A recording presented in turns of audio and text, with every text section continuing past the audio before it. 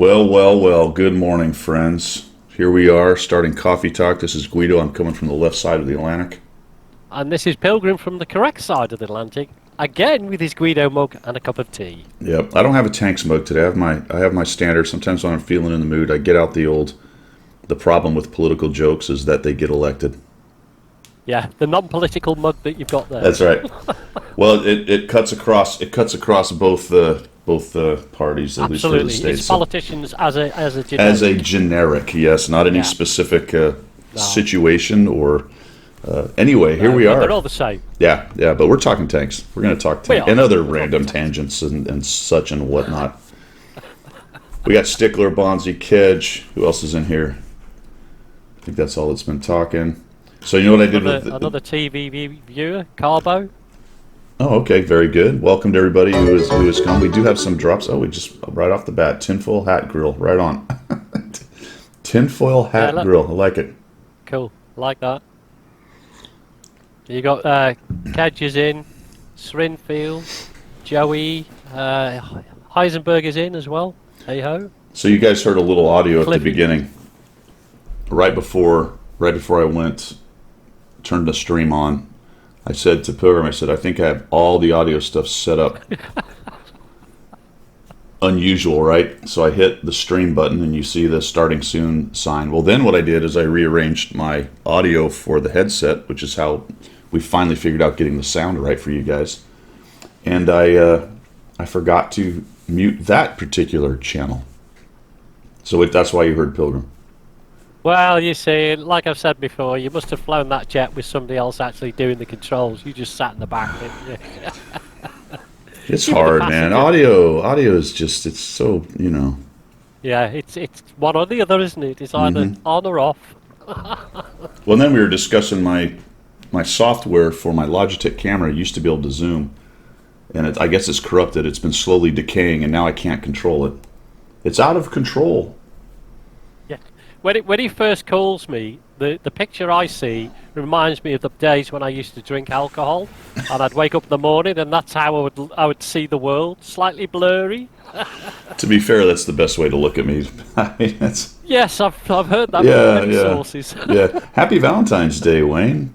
Yeah, glad to see. Valentine's Day. Thank goodness you guys aren't spending it with your significant other. I would imagine most of you, at least in the States, the significant other is sleeping in, and you're taking a little me time before it goes. I went out last night, took my lovely lady out to dinner, and had a steak and some lobster. Very nice, surf and turf. Very nice. So it was Gulf spiny lobster, which it's not my favorite, but no. Steak was nice. It was a nice fillet. It wasn't huge, which is good. So I still woke up with the meat sweats at about 3 in the morning. You do, don't you? Yeah. It's like you know you have to finish the meal because it's so expensive anyway, relatively, and it's a decent piece of steak. You don't want to leave anything on the plate there, but you just know you're going to suffer later on in the day. I just remember old guys saying that when I was younger, as I'm eating that 67 ounce porterhouse or whatever, T-bone or whatever, and going, pfft. Yeah, man. Even just a tiny little fillet. I mean, yeah. Like that would have been I do remember going to the PX over in Germany, first time ever, and seeing your guy, see the way you do your steaks, you guys.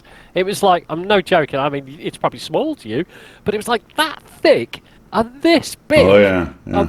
And like they come in twos. You couldn't buy them because we would have bought one and shared it between the family of four. Yeah. Us Brits. Yeah. But so you had to buy two. I was like, I can't eat all this. I mean, that fillet would have been 4 bites in my past. I would have quartered it and tossed. Gone. All right, so Kedge is asking what the meat sweats are. The meat sweats are when you eat that huge steak or that giant burger, and then a couple hours later you go to sleep and you wake up at 3 in the morning and you're sweating. Because your stomach is so busy doing all that red. That's the meat sweats, man. Yeah, it's all the protein that you're trying to digest. That's right. At 3 o'clock in the morning. Yeah. And if you haven't had it, then you're probably too young. Yeah. Yeah. You haven't lived a life yet. There we go. Look at that, mate. There you go. See, Slim's the Canuck knows what we're talking about. And I wanted to go back to Stickler. Got an Oculus. Oh, look at that! Yeah, Oculus Quest, and checked out a 360 from the. Isn't that cool, man? They are close, Wow. aren't they? Aren't they just like? Wow. That's pretty awesome. Now we flew 3 feet. I want to say the Blue Angels standard is like 12 inches or some such thing. I could be wrong, but it's a little bit 3 feet. No wing overlap was the closest we ever got, or we're supposed to get in what we call that's called fingertip formation when you're right next to each other, and each aircraft has different places to be based on the shape of the aircraft. And we never wanted to overlap wings, so it was harder to hit each other that way. But yeah. So I've done 3 feet fingertip, and it's pretty cool. That's close, because I mean you only have to sneeze, and that's you smashed into the other plane, isn't it? Yeah, it's both easier and harder than you would think. I guess it's kind of a dumb way to say it. I mean, it's obviously not impossible because we teach all kinds of people how to fly like that, but we don't do any of the Blue Angel stuff where they're going loops and over the top. We'll do chase formations where we'll follow guys over the top, just to learn formation and how to stay close to the wingman and all that stuff. That's a question I meant not to ask you specifically, but you're a pilot, so you might answer this. We've got the Red Arrows over here, which is similar to the Blue Angels. They do all the stunt flying, but they have regular RAF pilots go in and man the squadron. Is it classed as a training, a training thing to go and do that?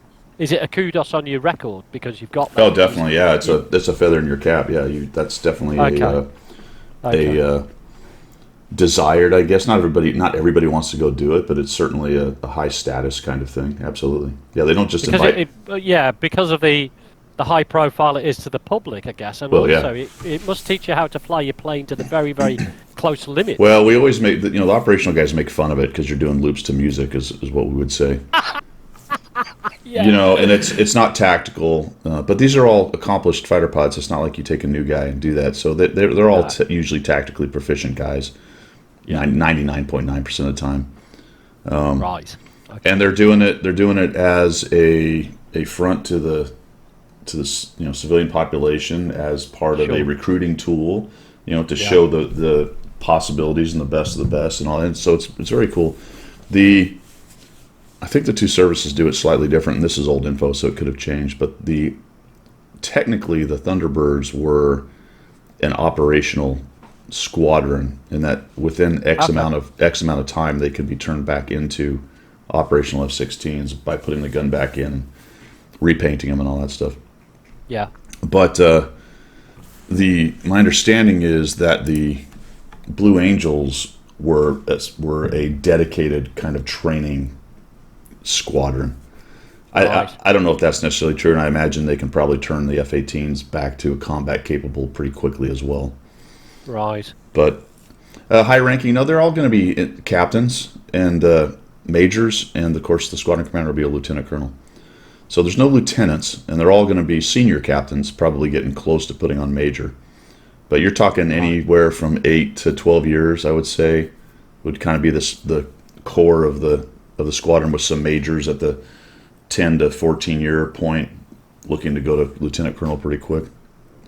Yeah, naval captain. Yeah, I guess the thing also is that the difference between the US and the UK is that you guys have operational machines which you fly, whereas the Red Arrows is those planes are non-operational. Yeah, those are not combat. Those are not combat aircraft. Yeah, absolutely. No. And I know that a lot of the different air forces do that, but the U.S. in particular uses, and that's one of the things they use There was a few years where they used the T-38, and that was a bit controversial because it wasn't a combat aircraft, and that was the point of the Thunderbirds. At least the point was to have combat capable aircraft and show the public what that kind of airplane can do, and the pilot and to showcase the pilots and the crew chiefs. Because if you ever watch the show, it's a whole package. It's the PR guy, the PA, public affairs guy, doing the announcing. It's all the maintainers who are sharp as heck.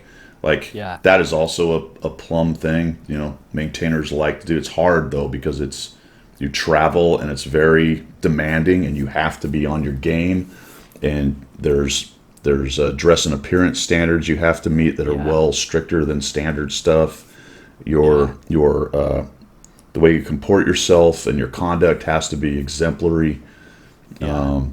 It's I mean, there's no way you could go downtown and get absolutely lathered on beer. oh and yeah, cause a absolutely. fight, That's a can you? big deal. So when they, like, for example, and I can't talk to the maintainers, but I'm sure it's the same thing. The pilots, when they go, there's always a party when they show up because they usually come for air shows. So that's a big deal on a Yeah, base, yeah. and you always have a party, and everyone on the base is, ready to whoop it up and have a relaxing weekend of watching the air show and all that good stuff. But when they go to the parties, of course, they're allowed to have a beer. Yeah. Like, I and don't then- know any pilot who just has a beer. Well, exactly, and then they disappear pretty quickly. They don't wait. They don't. You won't find these days anyway. Maybe it was different in the past. 30, 40 years ago, probably was. At 2 a.m. At 2 a.m. You're not going to find a Thunderbird or a Blue Angel doing keg stands in the O Club. That isn't happening. No, possibly not. But that was a great tangent to start with, right there. It was cool, wasn't it? Yeah, It's yeah. just it's information I keep meaning to ask. Now I'm we're connected. I'll ask you all the pilot questions, but I've always had questions about the RAF, for example. How come they get knives and forks in the cookhouse and we don't? So anyway, but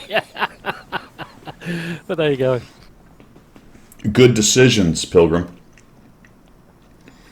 Decisions. Yeah, the common cause is a good decision in the past where they didn't join the Ah, army. yeah. Okay. I mean, you can almost go back to that one single decision and say exactly why they have forks and spoons and knives and people serving them, and you're out in the mud. It's because Yeah. there was a diverging path that happened right there. We fly aircraft. You grunt around on your size 8 boots. Given choice, yeah, there was a choice where it was A and B, Air Force, Army. Yeah. Some people took one, some took the other, and everything else is explained by that single decision. Yes. I remember my recruiting officer. And I said I wanted to be so and so. He said, "No, you don't. You want to be infantry." And he sold the infantry to me, and I went, "Yeah, I'll do that. That sounds like fun." He was a damn liar, wasn't he? Yeah, I could never find him again. I went back many a time looking for him. He'd gone. That's smart. Yeah, you got to get out of there. Yeah. Let's see who else is here. Kedge is here. We got Wayne, Heisenberg, Stickler. I think we talked to already. Somebody else that I hadn't seen before. Where's that name? Sutek's popped in, and we've got. Sutek, Slim's the Canuck. Welcome to everybody. If I missed your name, I apologize. All right, cool. Channel news, guys. What's going on with the channel? This light is bright, isn't it? I'll try to.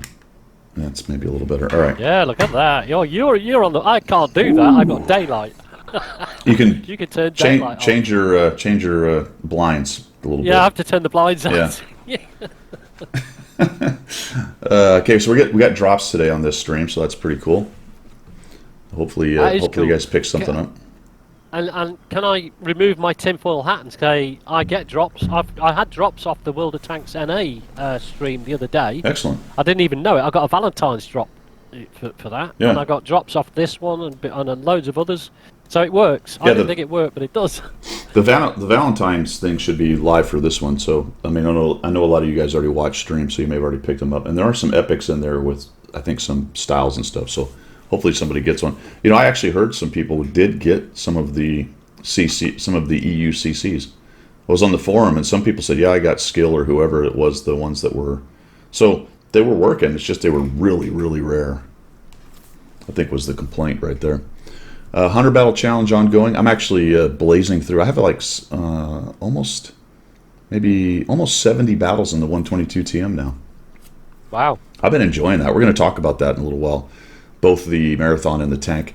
The T50, the 50 TPPR is up there in the 70s as well. So those will be the next two tanks. I am going to take that 122 TM to 100, and then we're going to do another video talking about it because I've quite enjoyed it actually, despite its negatives. EU update. Well, yeah, I mean, yeah, as always, yeah. Yeah, we'll discuss that because it's been an interesting conversation amongst the community, I think. EU update, none really. Operation Chuck, yeah, I've been dabbling in the Manticore. There'll be a couple more videos coming out on that. My 122 TM review is out, guys. There's two. This one I did a little different. There's a preview and a review. The preview is more about the numbers, and it was before the tank came out. The review is from me playing it, so you can check those. Those are both out there on the channel.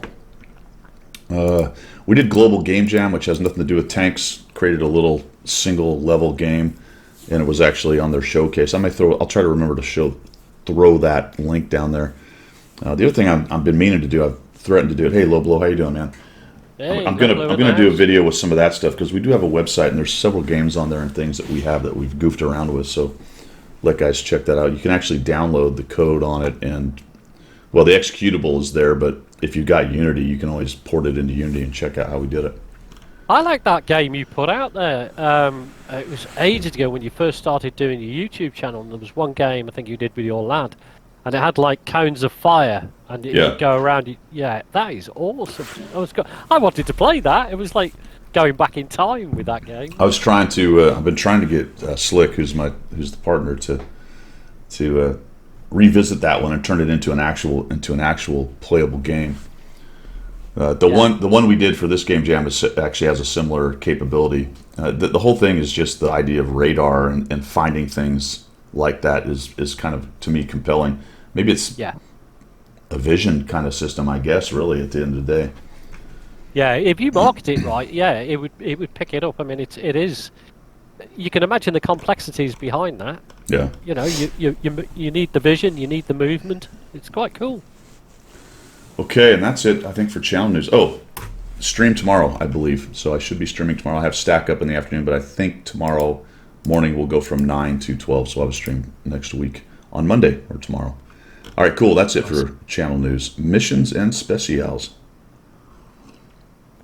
Shall we chill? We should chill. Yeah, let's do this. Let's chill. Get the Chrome up here to fight through this stupid thing. There we go. Wayne just got a drop. Cool. Oh, excellent, man. Perfect. Perfect. All right, so we have the Valentine's Day specials, the Offspring tank, the LPC, and the Renegade are both out. Wow. Now, what I want to tell you guys, I want to show you guys is the Renegade. And I don't know if you have this coupon, Pilgrim, but I have a 30% coupon for some reason. Okay. So when I go here for a $40 tank and I apply the coupon and I go 30%, I can drop that bad boy to $28. Wow. That's a good deal. That's a good deal for a Renegade. Yeah. I mean, a $28, yeah. So I don't know, guys. Check it out. See, I don't know why I have the 30%, where it came from. I couldn't tell you.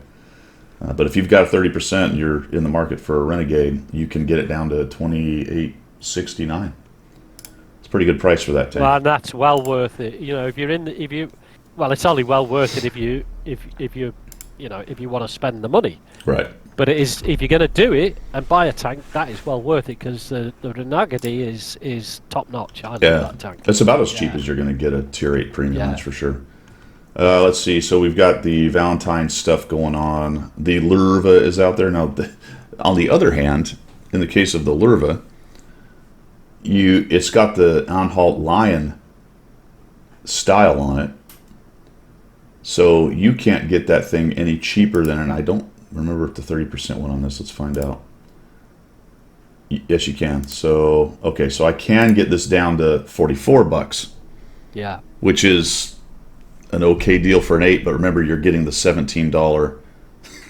Yeah, you're getting the 3D style, of course. I can't even say it with a straight face. The $17 3D style. Yeah. Holy because cow. that's what it's worth. Yeah. Now, I didn't see in here, maybe it's buried. I didn't look for very long, but I did not see just the Lurva. I think you have to buy it with the style in this particular case, so I could be wrong. I've got it for. Oh no, you have to. Yeah, sorry, you have to buy the style. It looks like it don't. Come with the style. Yeah, I couldn't find it unless it's on the vehicles section. Maybe it's buried down there, and you can get it just alone, because it is a tank that's on sale otherwise. So maybe it is buried down in there somewhere still. I'll have a look. While you're nattering, I'll have a look. Nattering? Well, you know. Entertaining the troops. It's kind of nattering. I'll have a look. Oh, look at this. The 30% coupon I have works on premium days. Oh, now that is a good bargain then. Hold on a minute. Does that mean you can get the 365 with the 30% discount right now? I don't think a lot of people are in the market because of Christmas, but it looks like a year of premium.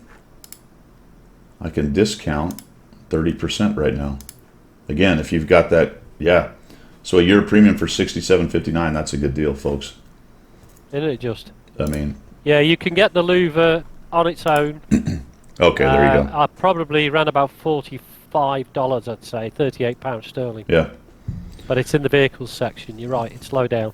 Yeah, Kedge, that surprised me too. So that particular coupon, both coupons actually, based on what I just looked at, work on the premium time. So you can drop a year of premium down to 67. That's as good a deal as that gets. I wish I knew where that stupid coupon came from. The other thing I wanted to show you on this, I don't know if this is funny. This coupon, the 10% one. Remember how I had like 80 10% coupons or whatever it was? Yeah. Well, they fixed that, but this one says it's good for 3,242 days. I never get anything like that. God, you got the look of the Irish. So that's the long game right there. They're like, all right, buddy. How long are you going to keep playing this game for? You got about 9 years to decide on whether you want to use that coupon. I can't wait. I can't wait for 9 years' time when they send an email reminder. Yeah, I'm like, don't forget to use your coupon. You've only got 1 day left. I don't know if I want to use that, but I was thinking maybe in 2029. I might be in for a 10% discount on a tank. Yeah, it'll be that laser tank, the one that fires missiles. And And flies. And flies. Turns into a submarine. Oh, dude. I thought that was pretty Slim's funny. got one. Slim's got a 10% that has like 1 million days on it. Yeah. Yeah, there you go. Dude. Yep, Stickler has the same. So I don't know what's going on with that. They've been fighting their coupon issue, I think, with their coding on their websites. I don't know. Maybe they just intend for it to be a permanent 10% and they just put it in a ridiculous out number. I don't know. See, Kedge, I'm with you there, mate. I don't get coupons. I just never get coupons. I don't really know where they come from. It'd be nice if there was some kind of thing on them that says where they came from. Yeah, what was the mission, or what was the 30% what was is it that triggered the coupon? Oh, is that you know what? I think I might know where it is. Hold on, hold the phone. Let's just get through this and we'll get to the UI because I think I might have a possibility. Looks like the 40T is up, the Senlac. Yeah, that's what they call it, the support package or something they called it. And the 40T comes in at 42, and if you throw the 30% on it, I can't do that math in public, but it'll be less. I do know that. Brings it down to $30. Not bad. Yeah. That's actually more expensive. Oh, that's more expensive than the Renegade. What am I missing here? Oh, there's camouflages involved. There's camouflages involved. If you get the support fire one, which gives you both, gives you the Senlac and the Rain, you get 3 times camouflage, Splinter Desert, and 2 more items, whatever that means. Well, that's interesting. Where is that? Let me look at that one. That's a bit further down. What does a 30% do to that bad boy? Where is those? All right, fellas. Is that? You got it? The support package, it's called. Support fire. There it is. Senlac and Lorraine. Yeah. So it's $52. If I add a coupon. Oh, no 30% on that one. Wow. Wow. Okay. Well, I'd send the coupon back then. Tell them it's not worth it. The 10% works on it. Okay. Well, that's odd. But that'll work forever, so you can leave that until. Yeah, I can just wait and 2029. wait and wait. Yeah. All right, so let's go to the UI real quick here, because I think where that Commander AF coupon challenge, is that where I got it? Oh, okay. Did I get it for acing something? On the missions. Yeah. This just shows how you get the. Where's the thing that says you won? I remember talking about this last week. Maybe I don't know. There's no card for. Oh, come on, Wargaming. Good lord. So you get a cute, No. you get a token for ace. What do you get? How many do you get? An iron seal. Yeah, and the same again for first class and ace tanker, third class. Seems to me it was more of them though for some reason. I don't know. I think Right. that might be where it came from. The coupon challenge. I think that might It be where makes came sense, wouldn't it? It Yeah. sounds right, doesn't it? Yep. Yeah. So I must have finished the because as I recall last week we did talk about that. I think the top prize was a 30%er, and I can't tell if Yes. from this. Yes. I can't tell from this if I can redo it again or it just reset. But it's I don't know because I don't see the final thing on there. I don't know. No, it doesn't say, does it? Wargaming, why do you do these kind of things? It's like it's a secret, isn't it? It's like, Yeah. can't tell them. That's right. You could spend hours and hours trying to figure out this stuff. Kind of like we do every weekend. Yeah, we spent most of the weekend doing this. I'm actually looking for it here real quick. I don't know. I can't tell you. I have no idea. It's weird. All right, where were we?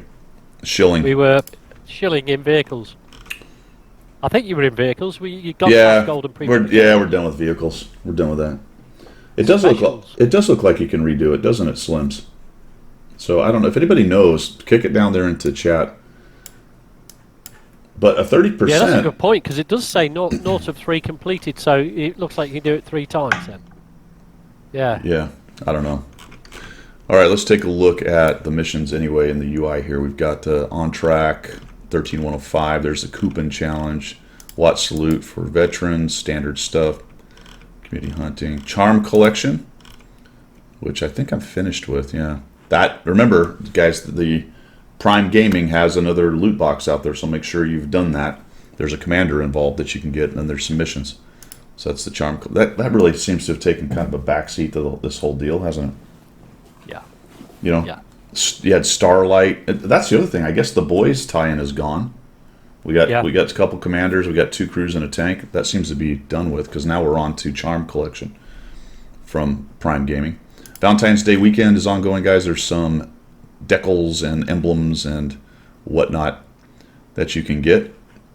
Also, too, and in addition to, there's a consumable sale right now, equipment sale, and decorations or whatever, decals and stuff. Yeah, emblems and decals and Yeah. camouflage. Camouflage is on sale as well.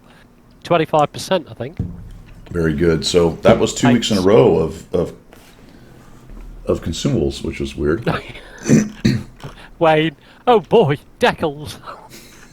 And Stickler says, like, I don't have a boatload of unused decals and emblems. I feel your pain, buddy. You know what actually really needs to happen for a special weekend thing? Turn all of the decals and stuff into sellable. Yes, just for one weekend. One weekend. Because I don't know how many meathead militias and chieftain hats I have. I've still got chieftain hats. I Yeah. don't put any of that nonsense on my tanks. I mean, I have some tanks that I do it with, but yeah. Yeah, just for a giggle. I mean, you've got teeth on the Manticore and stuff, haven't you? So, That actually brings something up we're gonna talk about because there is one type of decal that you can put on your, what do they call it, preset styles or whatever it is, special styles or whatever. Oh yeah. There is, and why can't you put them on all of them? But anyway, we're Yeah, gonna well, talk. that's a pain as well, isn't it? Yeah, we're gonna talk You put about it. camouflage on, it takes it off, doesn't it? Yeah. Medium tank courses, standard light tank. Add Victorian is the Roman thing.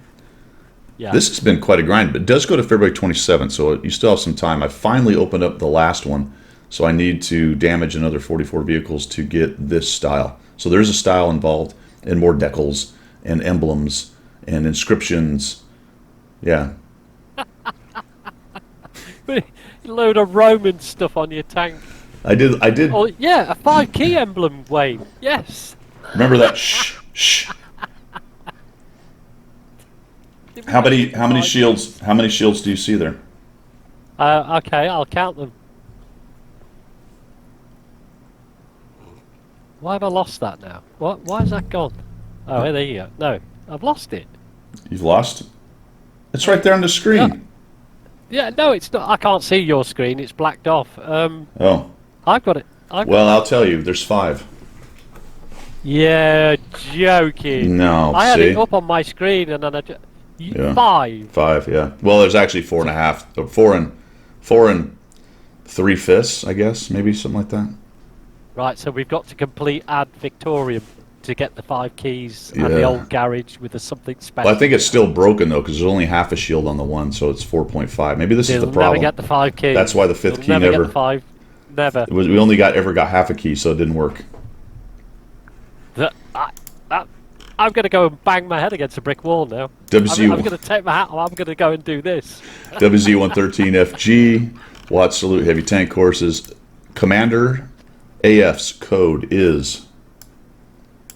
Where'd it go? Be my Valentine.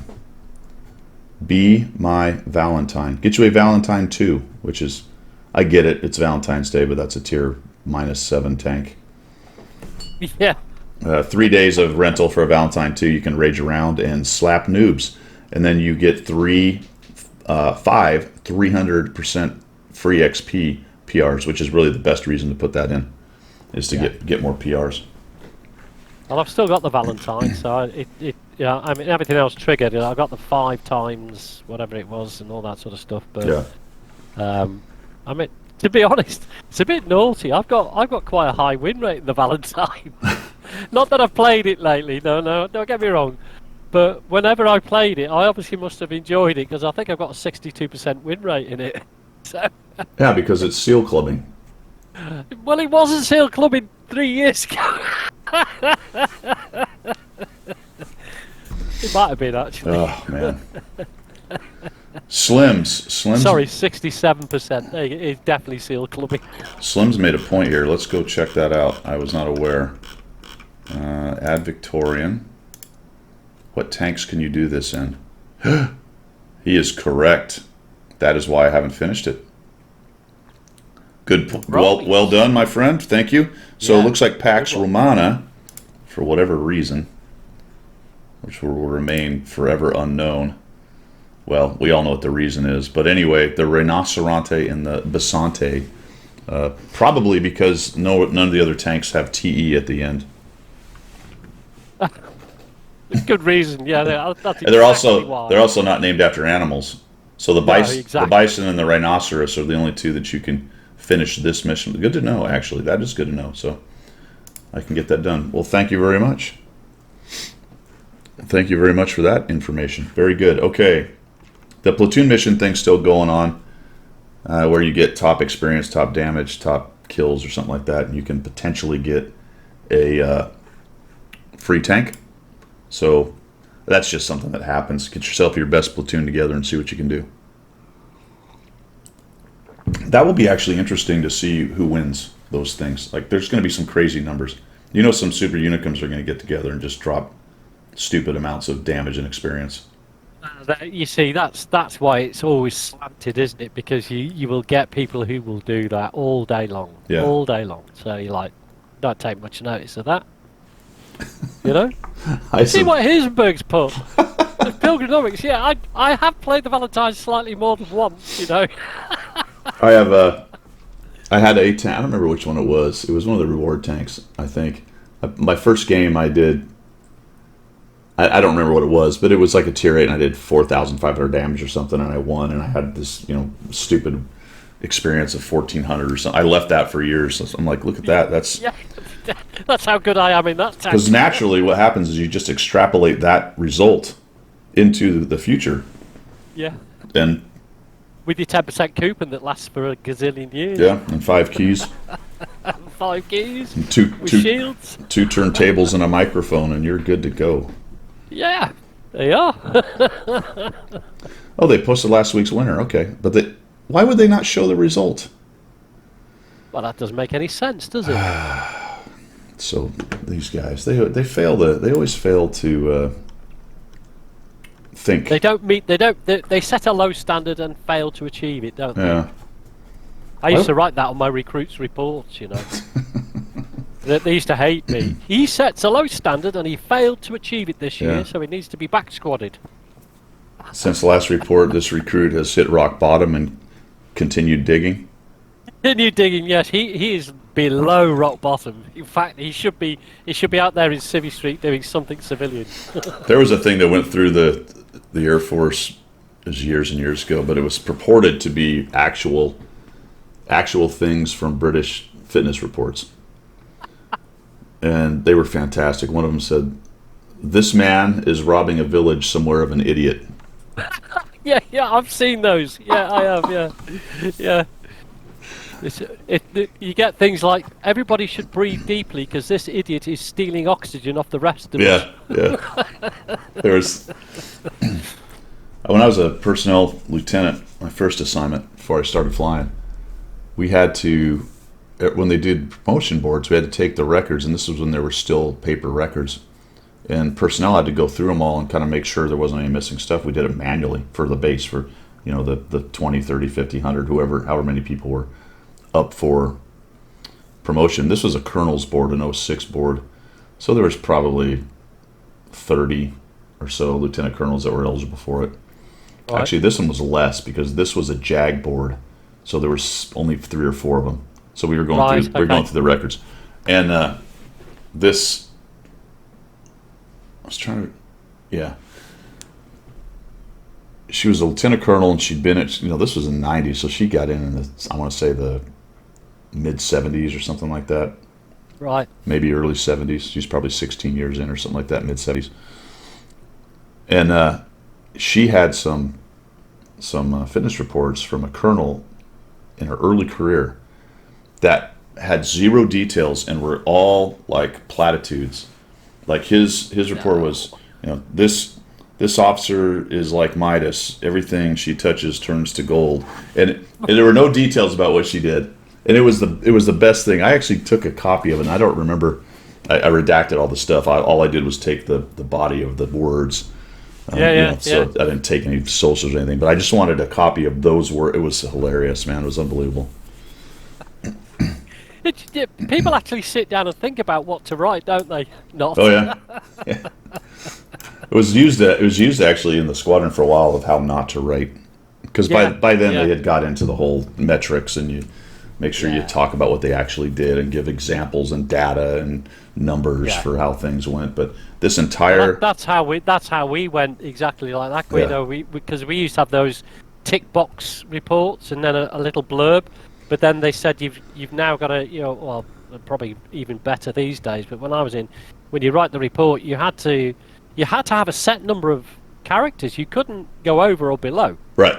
You had to fill it up. So it was like 300 characters. Yeah. You've got to get it in that 300 characters, Well, what they did is, it's a standard mission creep kind of idea. They give you a box of space to put your stuff in, and the first couple of years people fill it in, and then they start getting feedback. Well, you wasted this much space, and by the end, within 5 years or less, now the standard is you have to fill every single white space, which means you have to engineer the exact right word to fit that space.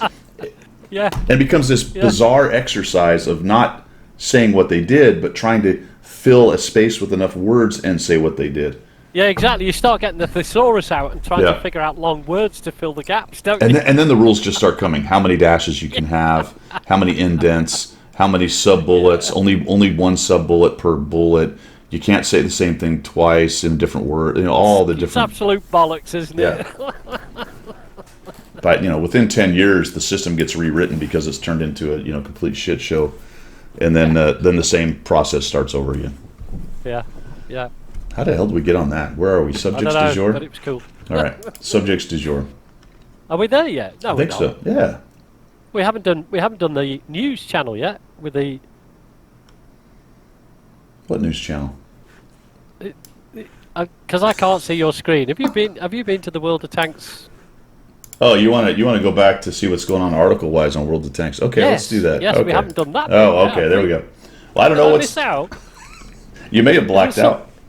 Well, you got common test and everything you wanted to talk about. Oh, we're going to do that in subjects du jour. Oh, okay. All right. Yeah. Well, I see we've got the admin sorted out then, sir. Mm-hmm. Yeah, this is a smooth, finely oiled machine we got here. Never make a misstep. All right. The mission briefing before we, just so these guys know that, the mission briefing before we start where before it even went live was we're going to do all that and then get on to mission. But you being an officer went mission briefing, rip, rip, rip. Let's just do it any old way. Follow me. Yeah, I am the leader. This way. Damn the torpedoes. I have not yet begun to fight. No, I'll just be flexible and meet whatever your needs are, sir. Carry on. Semper Gumby, my friend. Semper Gumby, you know. Always flexible. Always flexible. Absolutely, I am flexible.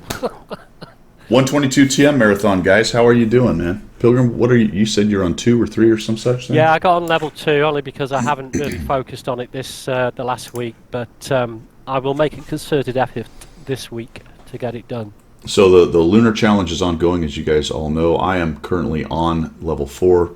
Obviously, Wargaming, thank you to them, have given me a 122 TM to play and do content and all that stuff. So I already have it, but I'm still kind of collecting the goodies as we go along, so that's always cool. And it's nice, kind of interesting to see how far you get. I was sort of toying with the idea of playing all 9s and 10s and see how far I could get, but I didn't. Okay. I didn't because I got so excited playing the 122 TM. I've been enjoying it, so I just stuck with that. But I'm on level 4 on that. Okay. How's everybody else doing with that one? How's everyone else doing? Has anybody bought it? Let me know down in chat what you think of it. I like it, Pilgrim. I've enjoyed this tank. Yeah, you were saying. I mean, we've platooned up. I was going to mention this, Guido, but now you've brought the subject up. Allow me to do it. If you're in that tank, my personal suggestion is team up with platoon up with a heavy tank, but a fast heavy tank, like the French one that I had that we platooned up with. Yeah. Because I think it lends itself to doing that. I don't think it's a platoon up with a medium tank type tank. I think it's a platoon up with a heavy and go where the heavies go, but do second line support for your platoon member who's in the heavy, which is how we were. I mean, I think we did 9 out of 12, didn't we? Yeah, and 9 wins in 12. I think that's great advice. I also think, though, the other possibility is go with the mediums and be the same thing. Be the heavy thumper. The heavy thumper with the mediums. Use that turret. The mobility is enough to stay with them. You're not going to wolf pack like that. Those turbo battles where you're just raging through. But you're fast enough to kind of keep up with them. I have 76 battles in it now, 64% win rate, which is well above my standard tier 8 win rate for a medium. And I'm going to go to 100, so I don't really expect it to stay at 64, but I think it's going to stay around 60, and that means for me that's a pretty damn good tank. I mean, my tier 8 mediums are 55 to 60 in there. And for a tank to sit at 64 after 76, and the other telling statistic is 996 average XP. Anytime I'm getting near 1,000, that's a good tank. Yeah. You know. But here's what's. Do you feel it's going to be one of these tanks that is an outlier in so much that Absolutely. all the other CCs are going to go, it's rubbish, like they did with the Manticore, and yet you've found the playstyle that fits that tank? Well, I think yes, to some extent, but I think there are plenty of them who actually think it's pretty good. And Okay. that was part of what I wanted to bring up while we're talking about it, is that in the CC chat on NA anyway, there are some discussions about, what, if you played right, this thing's pretty darn good. You know what I'm saying? If played right, this thing is actually pretty dang good. And if you look at my review, it's what I talk about, the outlier. This thing has some really outlying strengths and some really outlying disabilities, pluses and minuses. So it's one of these tanks that it's not, within this stat regime, it's within this stat regime, which can be very bad if you get caught out, getting its negatives exploited really sucks. But if you can exploit its positives, it's really good. And to some extent, that takes a pretty good player. So I get that. It's maybe not for everybody. But I think even average players can have good success with it if they're careful and use its strengths. Just be mindful of its strengths. Yeah. It's hard to get in trouble with it because it's hard to get places really quickly unless you go there alone, and then you've done that to yourself, Yeah. No. I've had this discussion with some of the clan guys. Deadhead was talking about it and what do they think. Just before I go into it, actually, some of the guys are giving the levels they've got to. Chubby's got to level 6, so that's good going. Generally level 4, 5, 6, and then there's one at level 2, I think. But yeah, talking about that, Dead is a And he loves his TDs. He's a very, very good TD player. And I suggested to him he plays it similar to his TDs.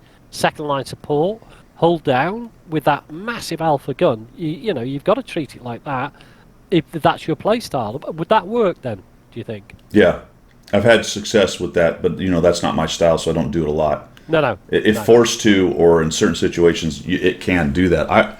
That's not a bad suggestion, depending on your play style.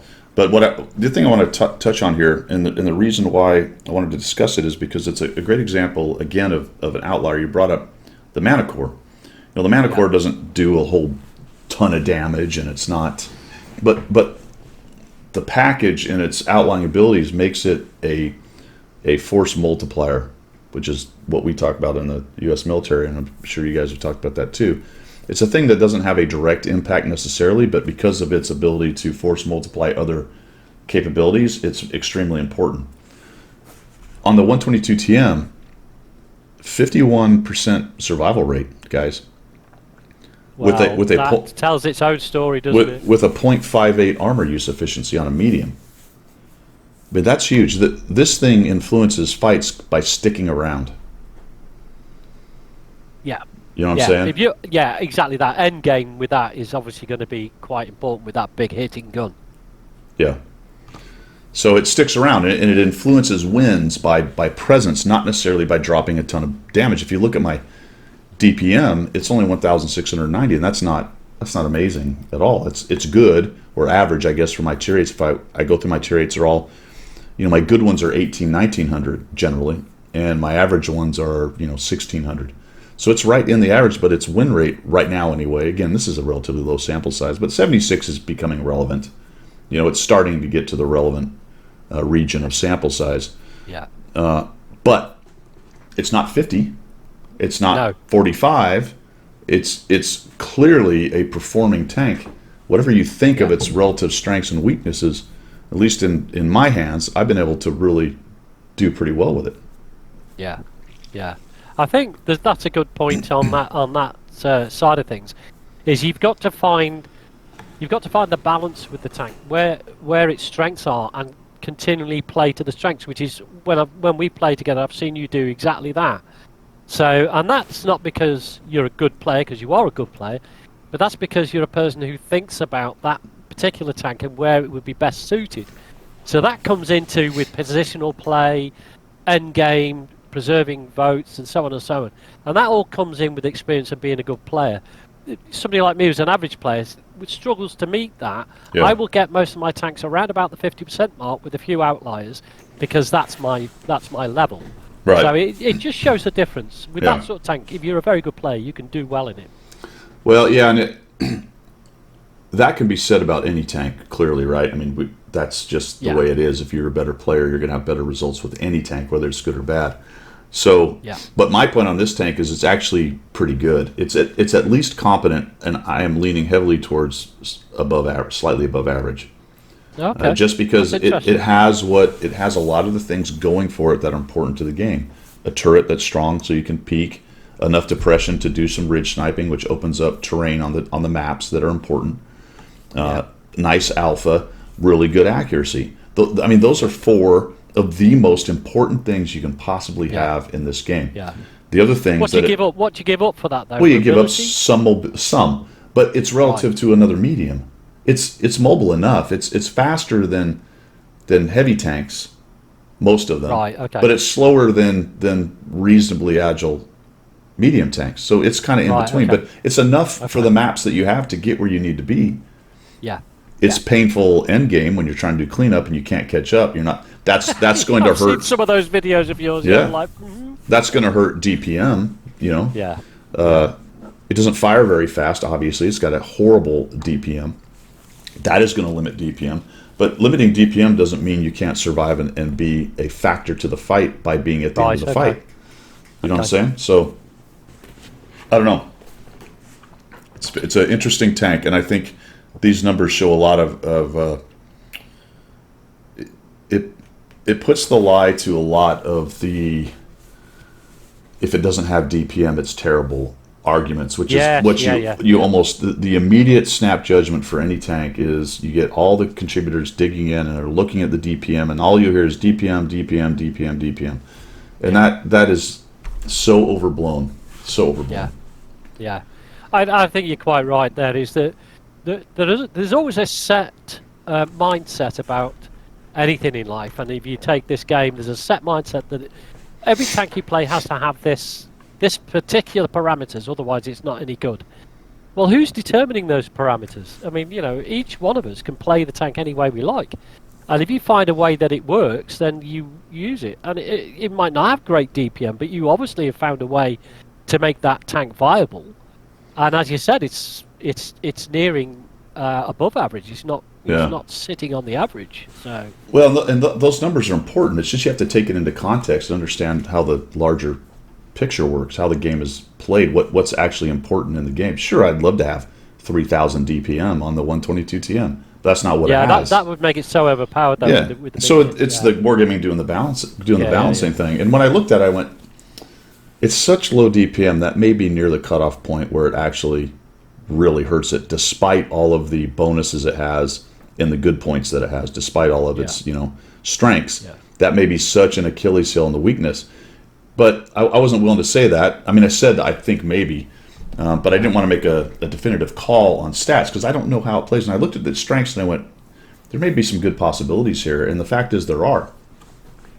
I think it's certainly on the cusp. I mean, if it was a whole bunch lower, it would be worse. Do you much think worse. Do you think there's scope in the future to slightly nerf the reload time? Do you think that would make it too OP? Buff it? Yeah, dude, if they buff the reload on that thing, it's going to be an absolute monster. Like So I even wouldn't if imagine you that took anytime it, soon. no, even if you took it to T34-3 region, if you took it, That's what I was thinking. it would just be a murder machine. Right. I Okay. mean, and I thought about that. I go, what if they buffed it? Because here's the thing: if they're going to buff the DPM to 17 or 18 or 19 or something like that, they have to nerf the accuracy. They would have to. Oh yeah. Of course it would. Yeah. You know what I mean? Because that's what makes it good. So it's a dangerous game to do that with these really outsized, capabilities and disabilities, pluses and minuses. But I think they've at least made an interesting tank. That's cool. Yeah, I like that idea. I mean, as I said, I haven't got it yet, but when I eventually do get it, I like the fact that I'm going to have to adapt to that tank, not the other way around. Yeah. So I like that because that's the challenge. You take your play style and you put it to the whatever tank you're in, and you think, okay, well, I know the capabilities of this tank, or you should do if you're going to go and take it into battle. Therefore, I need to stop doing this type of action and carry on doing this type of action. All right. Do you know what I mean? Yep. Chubby Panda's in the house. He says he's at level 6.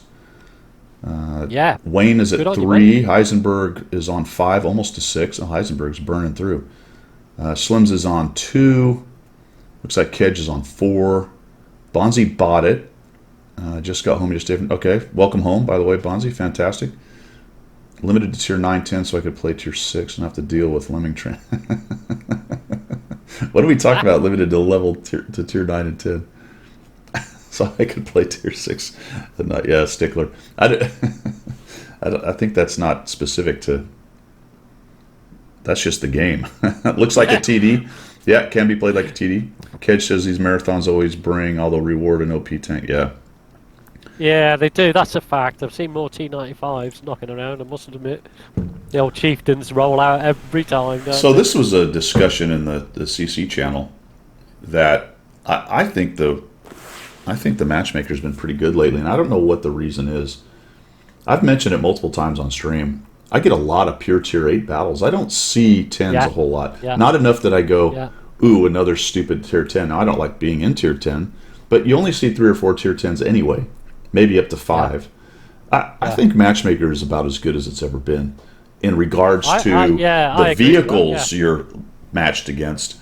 The skill levels thing is another subject, but I think as far as how they build the vehicle lists, it's not bad.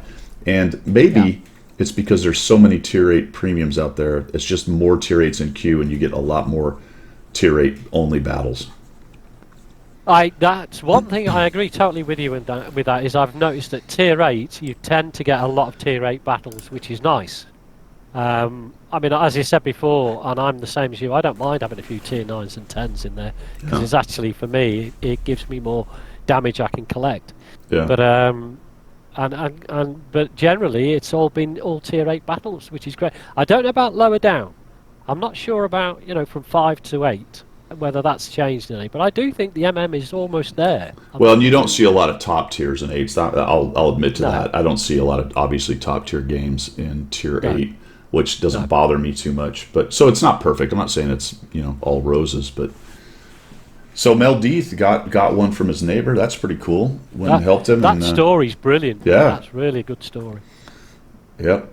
So good. I'm glad you got it, man. That would stink to win the raffle and then you're trying to help somebody out and you didn't get it. So good on your neighbor. Thank that person from all of us. That's pretty cool. Absolutely. Woody's in the house. Oh, somebody asked. I wanted to cover this one. Where did it go? Gone by it several times now. Shoot. I'm not going to be able to find it. Of course, I'm not going to as soon as I'm looking for something specific. Somebody came in and asked a question. Oh, Wingnuts. Wingnuts World, welcome. Came in, Act 2 missions are only good. Yes. So if you buy the tank, it opens up missions, but they're daily. So if you buy it the first day, you get all 10. If you buy it the 5th day, you get only what's left. Or actually the 1st through 5 or whatever. You can't get to the end one. It's too late now. That's fairly standard with wargaming. It is, now, isn't it? Yeah. Yeah. Yep. Because the tank, or you will end up spending gold for the 3D day. Yeah. Yeah. Can you, at the end of it, do you get to buy it? Do they give you an option to buy the 3D with gold if you didn't get there? I'm not sure how that works. Well, that would be a sensible marketing decision, put it that way. Yeah, I'm not sure. I mean, Yeah. it's a money maker.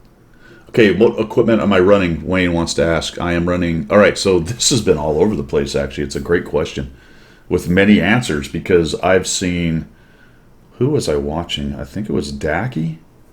Was running all purple, but he had a different setup than I did. But anyway, what I ran was Vince, IRM, and a rammer.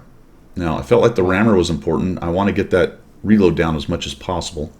I actually have 1791 DPM, which is not great, but okay. All right, that's getting into reason. My reload's at 13.4, which is T34-3. Yeah, I was going to say you've got that right down. I mean, Yeah. that's quite good. What crew you got in there then? But I'm spending a lot of money, man. Right? I've got Right. improved combat rations. I'm running an orderly ammo rack, which I have 51 in stock, so that's been working fine. And large kits. I have been lit on fire a little bit. It's not a fire trap, but it does occasionally light on fire. Okay. All right, I'm running the events just to get everything moving along. It's sluggish, and its ability to turn, it's got really low hull rotation and turret rotation, and it's got bad, what is it, traction or whatever the hell what's the term? What's the term Traverse. called? Traverse. Yeah, it's traverse, but the soft stats that make it not handle well. I can't think of what the hell it's called, but anyway. Yeah. Yeah, that's bad. So that's why the IRM, because we're going to get 10% to turret traverse and 10% to vehicle traverse. All right. Yeah. And that's going to let us be a little more maneuverable in the kind of how you shift around, how you side scrape, how you spin if someone's going around you, all those kinds of things. And it's also going to help you with the dispersion when you're moving. Yeah. Movement and traverse, so that the gun, while it's accurate, it has bad soft stats. So because in World of Tanks, very rarely do you just sit and shoot. I mean, you're always, especially me, because I'm aggressive. I'm up front. I'm always. You get quite a big bloom. Yeah, all the time. So this keeps that down. So that's why I'm running the Okay. IRM as opposed to maybe a vert stab, because you can put a vert stab on it. Some people were running a vert stab, no vents, rammer, and maybe it was IRM. I don't know. But so there's a lot of different things you can do with your equipment on this. But this is the one I used. This is kind of a half try-hard setup. No purple equipment. I am running food and I am running a directive. So there you go. Right. Okay. But have you found the burning to be a problem, or has it just been occasionally once or twice? I have been lit on. I have been burned to the ground at least twice. Right. And I had another fire that hurt me. So, like I said, it's not constant, and I did run an automatic fire extinguisher for the first 20 battles, and it's been enough that I noticed it, but not enough that I went, all right, I'm going back to the fire extinguisher. But in about 3 battles, I really wished I had something to deal with the fire. Have you got space for the directive then? You rather put the directive on? Yeah. I could, but I lose a little bit on the orderly ammo rack. Yeah. Because this thing has such outlier negatives, it really kind of does open up a lot of the different equipment. I think somebody even put a turbo on it. You could really mess around with the equipment on this one. I think there's a lot of options, but this was my setup, and it seems to work nicely. Right. Let's see, Meldeast, don't win much. Got an epic drop. Okay, cool. Slims, no doubt.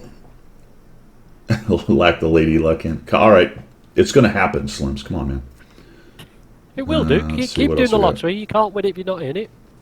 Stickler says it's Lemming Train Central. Slims is working on 3. We're buffering. Really? That's a bummer. I think it's over though. I think it doesn't no longer. That was okay. Good. Time back. Good. Because it's been pretty rock solid. Too many one-sided battles for my taste. Yeah, man. That's just Pawnee. I know, man. I think that's just the way it is. It's always kind of been that way in World Tanks, and I think it's worse now because of a lot of the balancing problems. But I really try to just let it roll off my back and move on. Yeah. I am very much the same these days. I do feel it.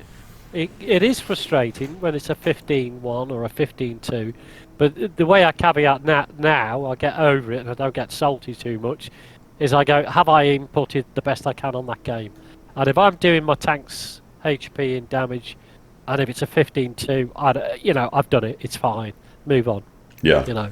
The really frustrating ones are the 0 damage games. When you just we've had that before. I mean, you just for whatever reason you make a big mistake early and get rolled over, and you're like, oh great. Yeah. So Wayne says he plays a tier 8, he sees 10s, plays 6, sees tiers 8, plays 10, and only. Yeah. Yeah, that's just you, Wayne. Did you not know Wargaming are picking on you because your name's Wayne? Yeah, Wingnuts, it's a tough tank, and that's what I was talking about on the stats with the 50% survival rate. It just, because of its armor layout and its turret, and the fact that you do have to really think about being careful because of the long reload, you're less likely to jump out and get waxed like you might be in another medium tank. It tends to stick around. And when you have a 400 alpha tank sticking around, that's powerful because you got a little 250 alpha tank. Killing off near deads is harder. That's maybe 2 shots. We have a 400 alpha tank at the end of games. You got a lot of guys around 400 points at the end of games, and you can take them out with 1 shot, which is plus the fear factor, right? The big guns have a fear factor that is hard to quantify when you're playing. Nobody wants to jump out in front of the 268-4 or in front of the JPZ or the Death Star, right? They don't really want to do that. That changes how they fight against those tanks a lot. And this is nowhere near that category. It's only 400, but everyone knows it's got a pretty big gun for a medium, so that does change potentially how the fight goes around it, which is that's an intangible that you can't really put a specific finger on, but is important to the game. Yeah, its vision's not great. I don't put any. Wayne, that's another good subject. I'm going to say an unpopular thing. People put way too much importance on vision. Yes. That's not to say that vision isn't important and that if you outspot somebody, that can be the difference between a game. The problem with that idea is the vision game died 3 years ago. Yeah. The vision game died 3 years ago. It's still important in there, but it's not the priority anymore. And every time somebody says, well, I get rid of whatever because I have to have vision, I'm just like, I don't know why, because the way the maps are built, the denuding of bushes, I don't know. Well, for me, vision died with wheelies because as soon as the wheelies hit the battlefield, your vision was. I know they've got, they don't have massive vision or the rest, but the fact that they can get into your backfield so quickly means vision. Vision for me is I rely on my teammates' vision a lot of the time these days. Now, it may very well be that because of the way I play, where I tend to be up front, that I'm not bushwanking or paying close attention to spotting rings and all that stuff. I do, but that's not my primary play style. So let me put it that way. It's important. It may very well be because of that's why I place less emphasis on vision and I go more for putting shots down range or whatever. I cannot deny that there are super unicums who place extreme importance on vision, who play that vision game and do more damage than me and win more. So that's true. Yeah. I think for the average player, it's really overwrought, and they might want to concentrate on something else. But that's just my opinion. I think as the better you get, those are the small nuances which will take you into game carrying. And I get that from the super unicorns. Everything, every single tiny little detail is important. But at my level, I'll quite happily rely on the team's vision, and because I'm like aggressive. I play quite, as you know, too aggressive sometimes. I don't know. I'm close enough into the battle to see the enemy anyway, so I'm not bothered. Yeah. Yeah. So, I just. Pawnee makes a good point there. Just as a tangent, Pawnee. And I think Barry also said what I'm thinking is that if you're trying to bring your son into the game and he finds that he doesn't get a sense of success out of the game, stick around at lower tiers and build up that confidence. If he's going too fast, he's seen a lot of 15 nils. That's going to kill him off playing the game. Just stick around on the lower tiers and learn the mechanics and have the enjoyment at that level. Yeah, maybe. Slims makes that's fine. That's good stuff. Slims makes a good comment, and I agree with that. I do prioritize the vision skills on my crew. Absolutely, my radio man's first one will be radio situational awareness, and one of my early commander ones will be the view range one. Absolutely. I guess more what I'm talking about there is wasting an equipment slot on optics for a medium. I don't know. I just don't see it. But I would say probably skill does, and some of the others. And he was showing his numbers on this 122. It was 4,500 combined. It was insane. It was 2,400 average damage, which is low for him actually, which was funny. Yeah. And that's a huge number for a tier 8 medium. And then almost 2,000 assists. 2,000 average assists. 2,000. So, but here's the thing. You go, oh well, there you go, Guido. It's the view range stuff. No, it's not the view range. It's a little bit of that. What it mostly is tracking. Yeah. Like those guys. I don't watch those guys, man. And I'm trying to bring that a little more into my game. Is anytime they can get a shot that does damage and tracks, they do it. Like that's where they go. And I do that sometimes. I end up just tracking because I'm not quite sure what angle I need to track and damage. Because depending on the way the tank is designed, sometimes those front sprockets or rear sprockets don't have any hitboxes behind them, or depending on the angle you're shooting at, there's no hitbox behind it. But you'll watch them, and every shot just about they take, unless the tracks aren't showing, is something they're trying to track someone with. Yeah, it's quite funny, is that and you're quite right. You can see them specifically aiming every time, and this, I guess, is where the level between, say, me and a super unicom is that they will take that extra second to get that shot. Yeah. Whereas I will go, oh, I've got to get it round, bang. They will go, oh no, I've got another second yet. Yeah. Now we've got it. Yep. Yep. That's. And you'll see it when you have a good game. Take a look at it. You'll notice that was a game where you probably got a good amount of spotting and tracking damage. That some of it is spotting, but a good portion of that 2,000 average he has is from tracking guys. Well, you have to have your team do. You'd have to have your team do the support on that. Though you could track all day long and nobody shoots it. That's pointless, isn't it? Yeah. Yep. Now, Slims. I mean, I do have some mediums that I run vision on. If it's already, this is the trade-off with equipment, guys. You got to look at what the tank has, what it doesn't have, and then try to adjust for that and adjust for what you're trying to do with the tank. Yeah. I don't see a lot of benefit to taking something with bad vision and giving it mediocre vision. Yeah, absolutely. When I could take something with good accuracy and make it better. Yeah. Right? Yeah. That's kind of what I I know that doesn't fit for everything. There are exceptions to every rule, but as a general rule, I try to accentuate its bonuses, vice worrying about trying to cover up its negatives, especially when the negatives may or may not really apply. You know, the 122. Here's the thing with the vision game that I always crack. Oh, I need my vision. Like, are you really spotting for yourself? Are you really doing that, or are you? That's a good point. If you're a second line kind of guy, which is fine, are you really relying on your own spotting, or are you positioning yourself for other people to spot for you? Yeah. You know, and that's fine in game when it's a close one and you go, ooh, I outspotted him, I win because I outspotted him. But did you really outspot him because you had better spotting, or because you were in a damn bush, which you weren't going to get spotted anyway? Yeah. Right? That extra 10 meters wouldn't have mattered because he'd have driven that 10 meters. And you know, yes, there are certainly games you won because you outspotted someone. I'm not denying that. What is the percentage of that? And then what is the percentage of games you lost because you didn't have good accuracy or whatever else you could have used that equipment for? I can't quantify any of that. I get the sense that the spotting is just, while important, much less important than people say it is. I always find with spotting, unless I'm specifically going out to spot, I always find that if I am the tank that has spotted that tank, I very rarely get a chance to shoot at it.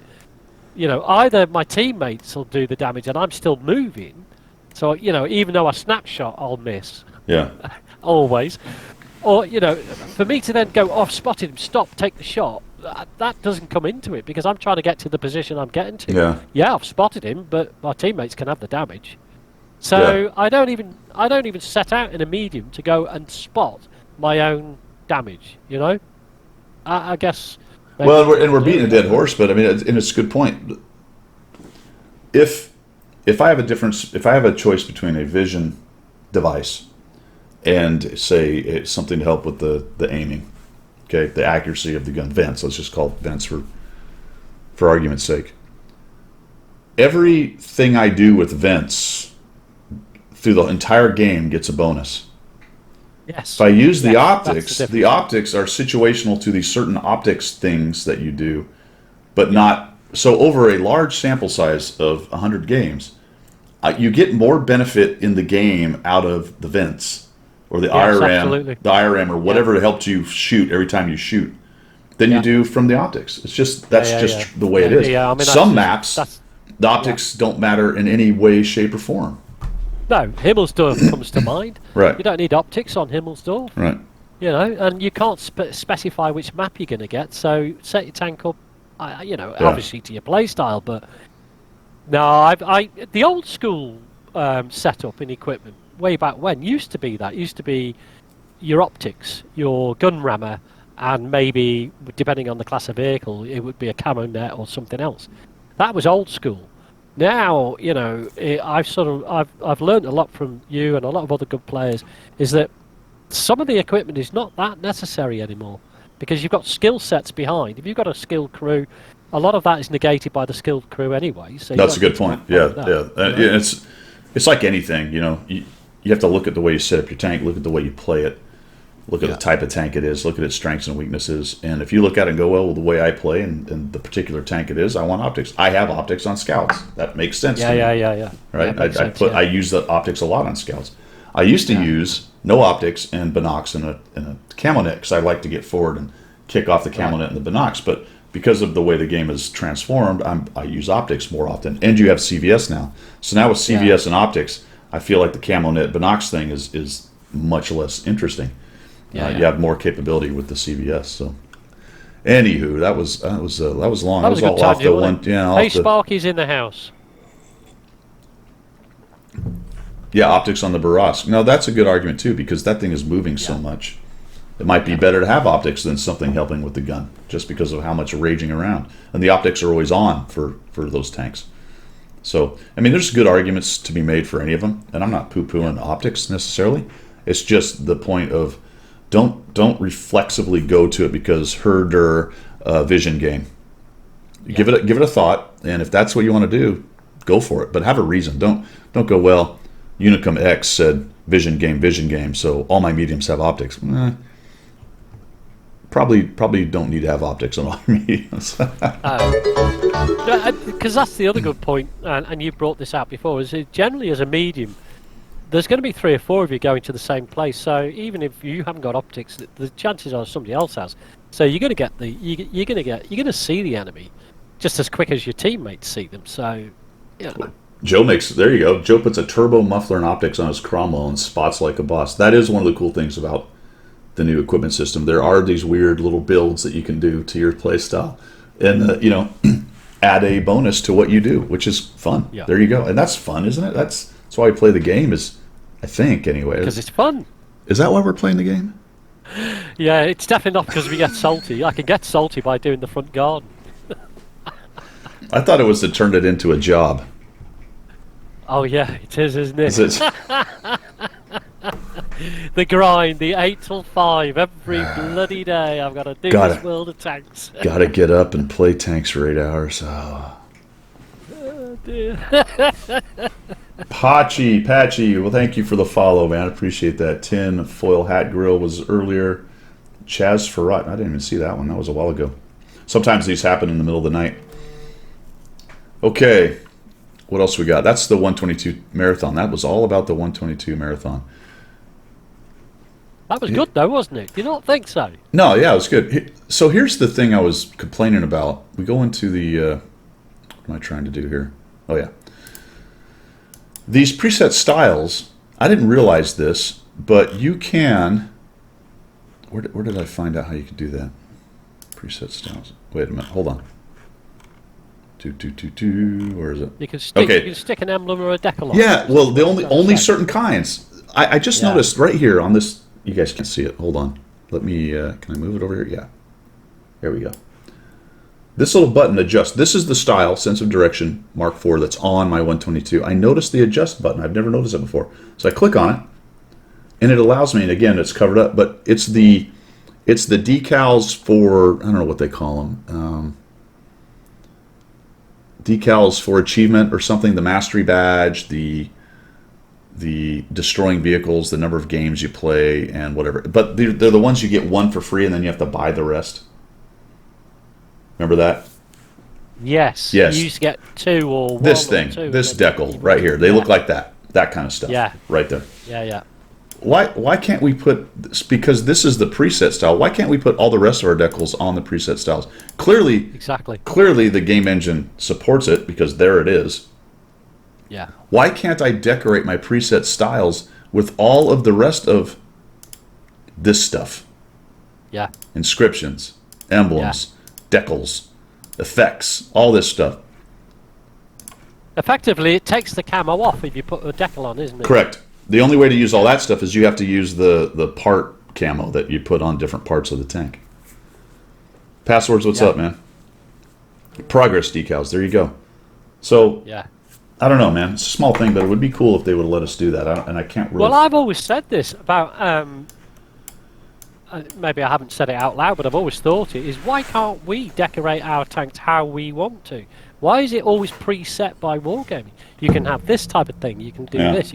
I would love to do all sorts of things, like, I mean, I'm not into being... I don't like surf builds on tanks and things like that. But there's certainly things I'd like to do with the tank. You know what I mean? Maybe there's... The coding thing is a bit difficult. I don't know. But. What did you just call it? A surfboard? Surfboard. That thing that you Yanks use to get across the ocean on. Yes, sir. Yeah. We paddle across on surfboards, yes. Yeah. Exactly.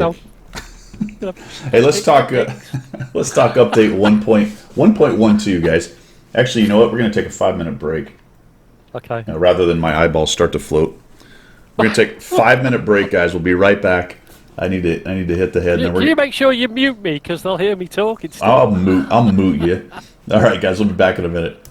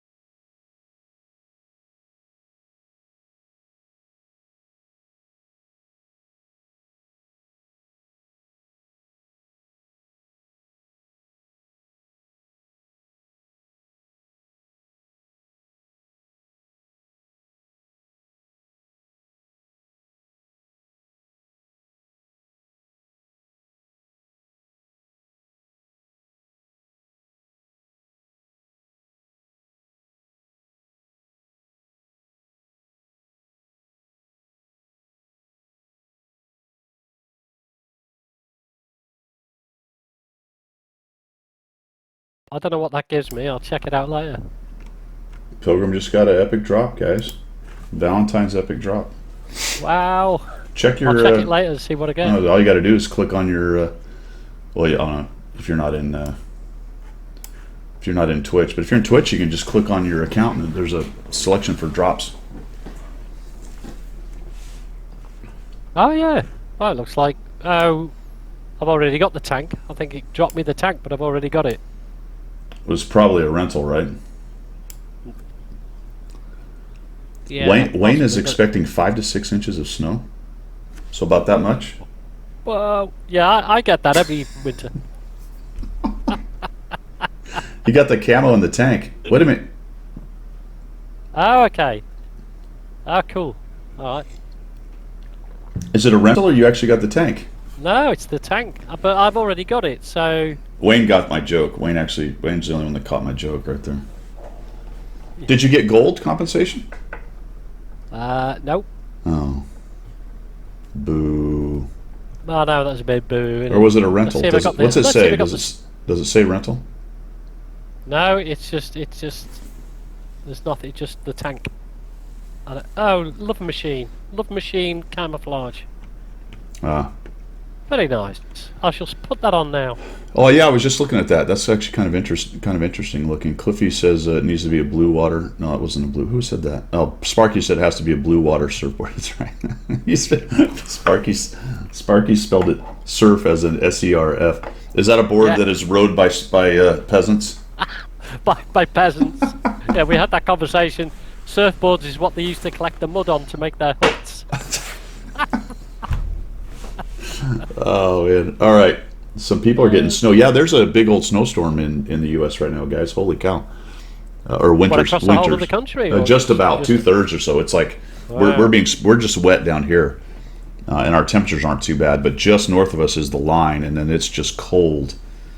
Do you remember seeing that? What was it called? That film that the whole of the world froze over. Oh, you think this is the start? I think we've had the virus pandemic. We're now getting that supercell cold snap over the US. Yeah, when you're all gonna be, when it starts raining frogs, I'm out of here, right? It's already happened in Cambridge, mate. Yeah, Oklahoma City is getting snow, 3 degrees Fahrenheit. It doesn't snow at 3 degrees Fahrenheit, dude. Is it going to cool off? Isn't it too cold to snow? What's the too cold to snow? I think when it's freezing, it'll blow snow, but it won't create snow. It goes, but yeah. If it gets too cold to snow, it just. We had that in Utah. I live in Norway, says Doctor Who. There you go. See, that's real snow. Yeah, Norway. Hey, come on now. we're talking about our 2-3 inches. He's like, what, a minute? Yeah, a second. Yeah. Winterlander must know what he's talking about. The name checks out. Minus 25 Celsius is what Fahrenheit? Is that 0? No, it's not 0. Is that 0 Fahrenheit? Somewhere around there, I think. Yeah, air is too cold to hold the moisture. Yep. I can't believe it's snowing in Texas. Get out. It is, man. Yeah, absolutely. Wow. Yep. That's unreal. Minus 15-ish. Yeah, there you go. Okay, so it's not 0, so it can snow at 0. I suggest you start getting your winter woolies out now, you lot in Florida, because you're gonna get it. You know what I mean? We're about 60 right now, so we're fine. We're just wet. It's just snowing, or not snowing, but it's raining like crazy. All right, what else did we have? That tomorrow there'll be sheet ice all over the place. I know. I've done it. I've done it now. Update 1.12. All right, guys. So some interesting news with 1.12. Yeah, the pileup in Texas was nasty, man. Those pictures were not cool. Let's see. Was it really bad? Was it? Yeah, it was icy road, and then just how many cars did you say? 133. That's that accordion. They just keep ramming into each other. That's terrible. Yeah. That's terrible.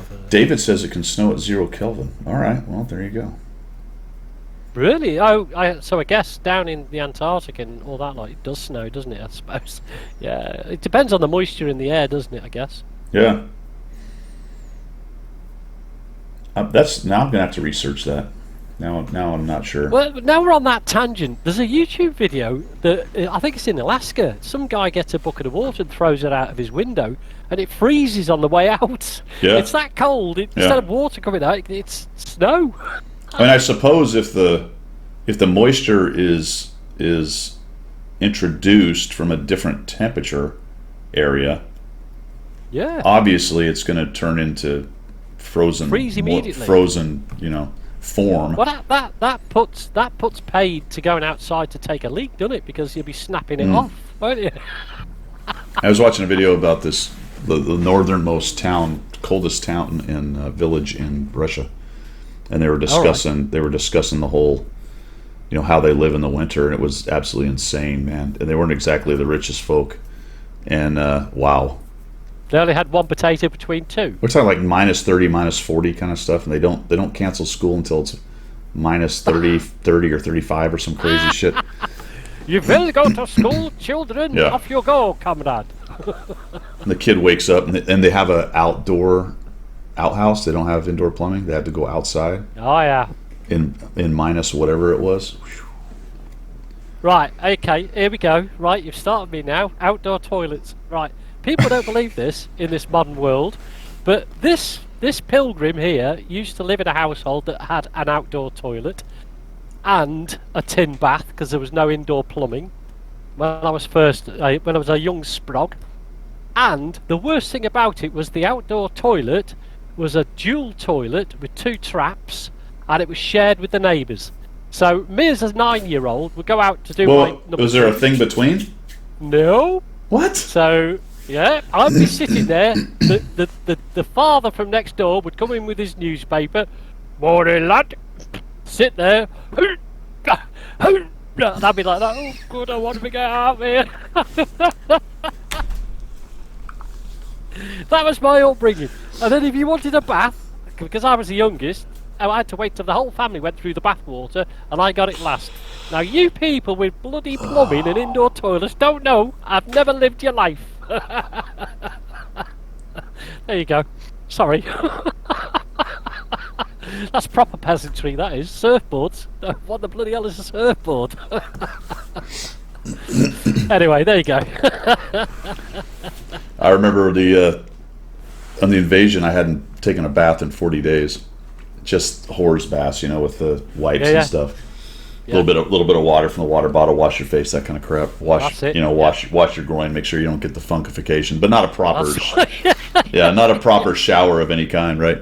So we finally detach from the Marines and go back to Baghdad International, where the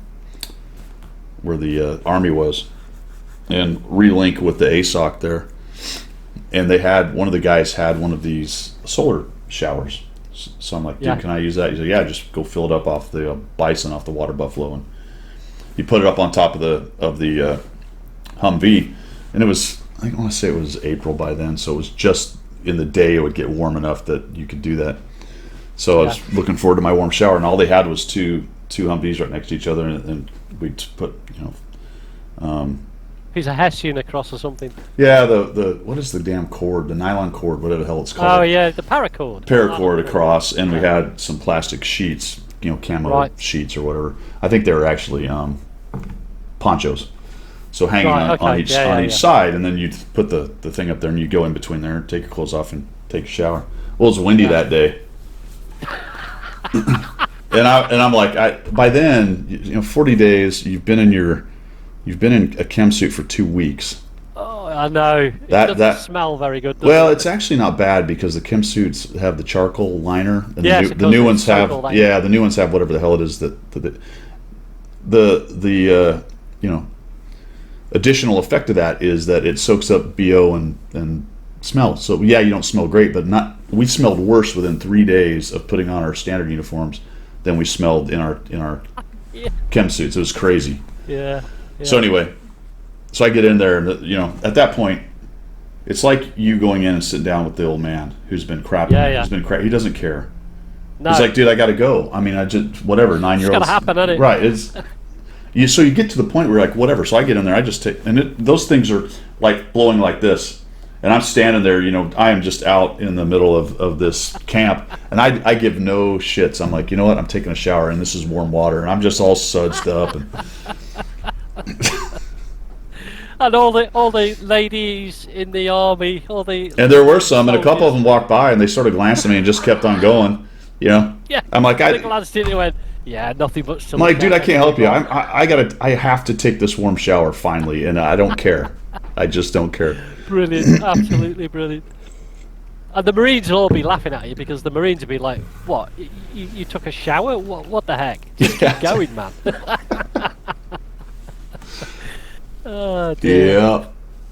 Yeah. Boyd has asked a question of you, Guido. What's that? Could you recommend fun heavy lines? I'm stuck and love reliable armor and a decent gun if that's any constellation. Fun heavy lines. I'm stuck and love reliable. Well, I mean, obviously the Russians spring to mind right off the bat. But reliable armor on the Russians isn't probably going to start happening until maybe 9 or 10.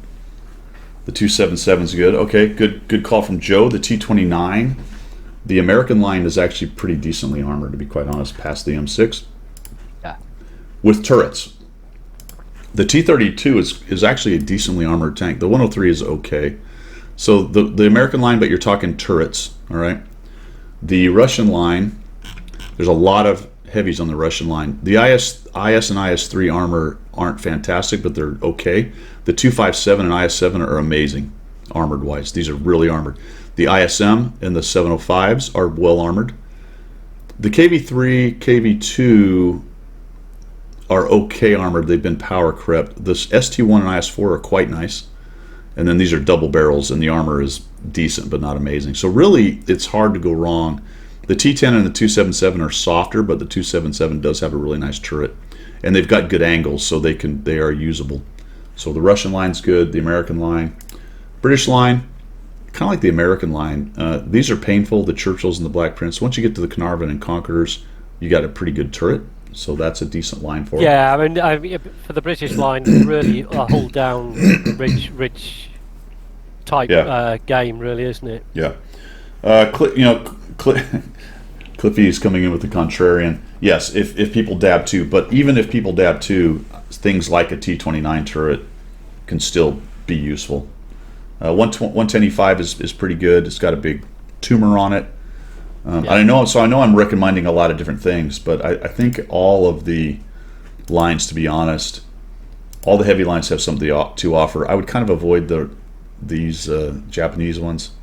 These are very niche kind of tanks, and while they look like they have a lot of armor, they probably get shredded worse than most heavy tanks. Woody makes a good point, because I've been playing that AMX M451 quite a bit, as you know. And I like the fact that it's not auto bounce armor, but it's got good armor. I quite like it. Good point. I thought I'd never say that about a French tank, but yeah. 65T has questionable armor. The M445 is okay, but the 9 and 10 are quite strong. That's a good point. Yep. And then somebody was saying the Polish. Yes, you get to the 50 TP and the 60 TP are quite well armored. 53 is questionable. The 40 and the 45 TP is a great tier 7, and it's actually pretty decently armored. That's one of my favorite tier 7s right there. Right. Oh, Doctor Who just got a drop. Fantastic. So I hope that mildly excited. Yeah. Yay! It was great. Yay. So I hope that helped, man. I mean, that really kind of named everything. But I think the bottom line there, man, is every line's going to have a couple dogs you're going to have to get through to get to armor, and very few of the lower tiers are well armored. Also, because of the tiering system, which hurts. Thanks, Will. PZZ, appreciate that. So the tiering system will hurt you on the armor thing, and plus number 2. So you get a 2 tier above your tank, and he dabs 2. You're probably not blocking anything unless you get an angle block, or you're a T-29 and you just happen to, have that huge turret. A bit situational there. But even the T-29 has been slightly power crept these days. I mean, I loved the T-29 back in the day. It really was the monster that it should always have been, but it's been slightly power crept now. But you're right, it'll still absorb a lot of punishment. Still, if you get in the right hull down position. Yeah, and that we did not mention the German tanks. And while they have a lot of armor, these tanks, the German tanks, require knowledge of side scraping and angling. Some of them have very good armor, but you will have to be careful with it. But it can be. I know several guys that send in replays to me, and they're fantastic with the German tanks on angling and baiting shots and using the box armor, which isn't necessarily easy but can be good, just based on the way the game is played, really. Yeah. All right, so update 1.12, guys. Yeah. This is interesting.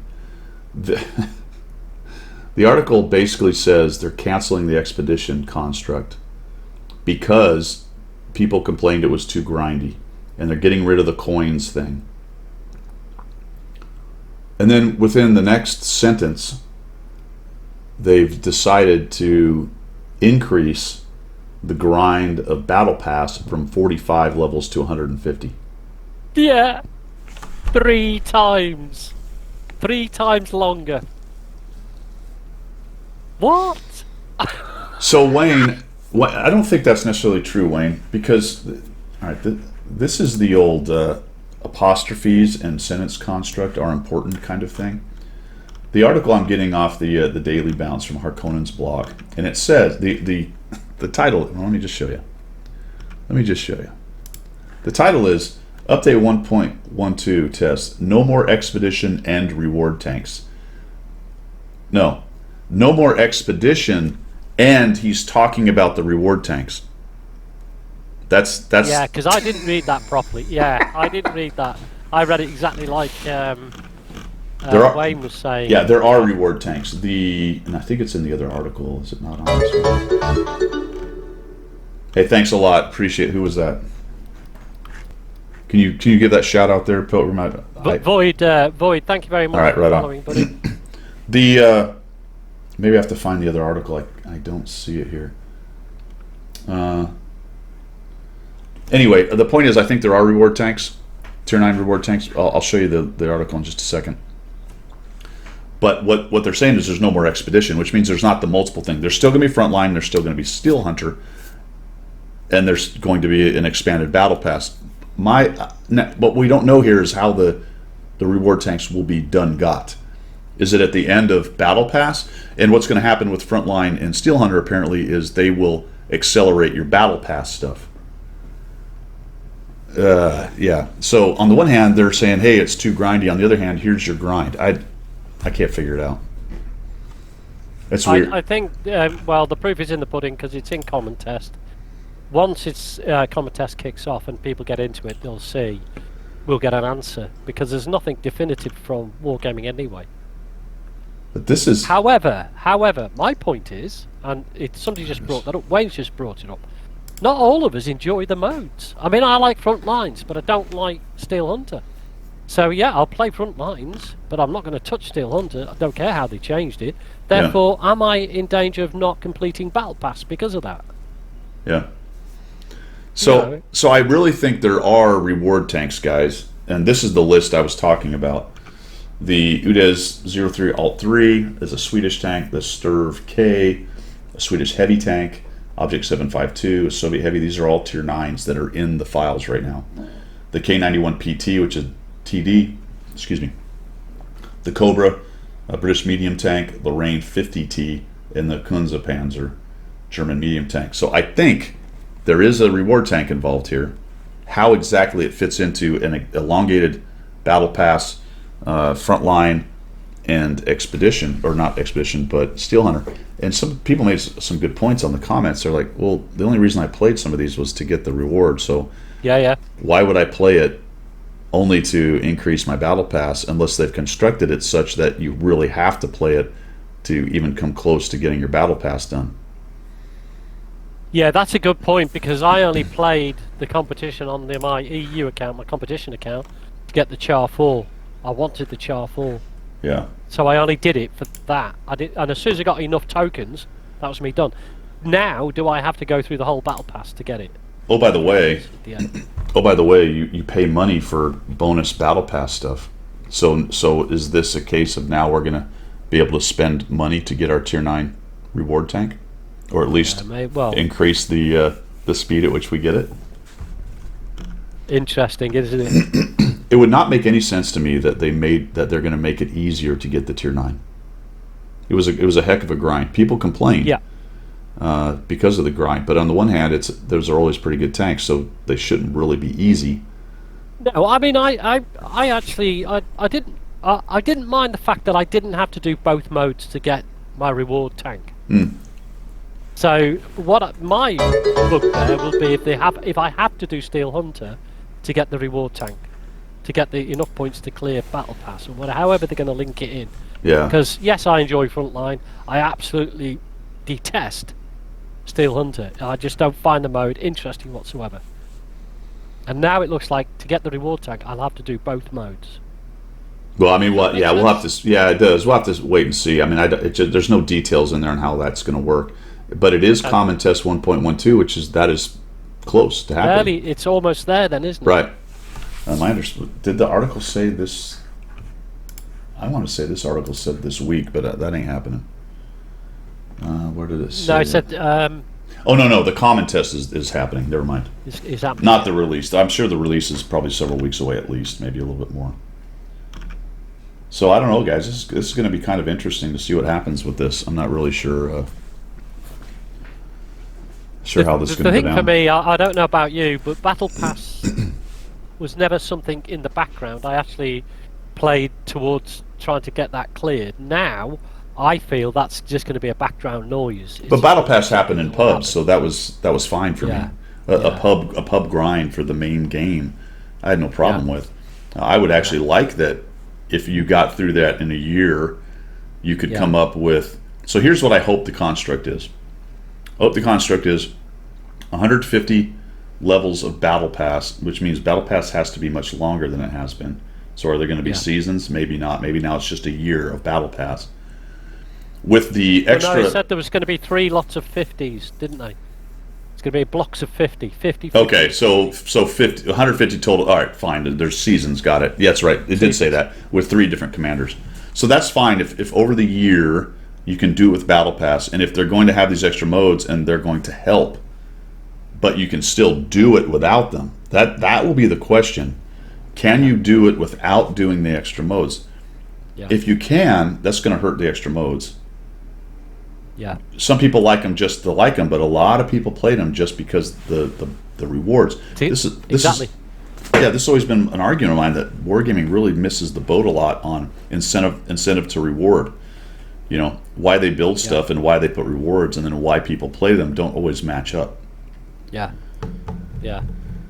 So hopefully, can I just say that is, I totally agree with what you're saying there. Can I just say that is probably the best.